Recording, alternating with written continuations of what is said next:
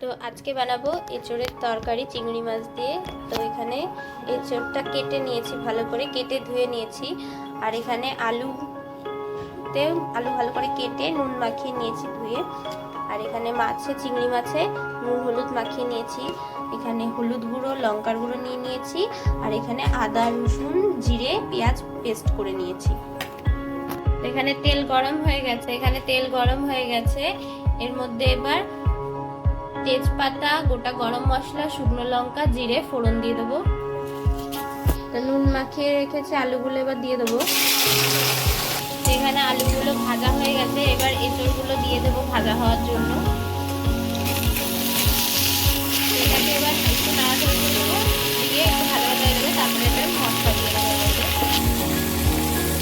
তো চিংড়ি মাছগুলো এবার দিয়ে দেবো, এঁচড় আর আলুর সাথে হালকা ভাজা হয়ে যাবে। সেখানে মাছ আলু সব এঁচড় ভাজা হয়ে গেছে। এর মধ্যে এবার টমেটো দিয়ে দেবো, কেটে রাখা টমেটো।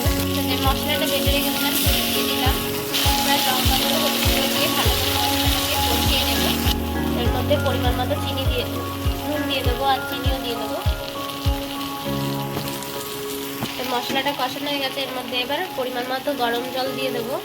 তো এবার এটা ঝোলটা ফুটে গেলেই এর মধ্যে গরম মশলা গুঁড়ো দিয়ে নামিয়ে নেব।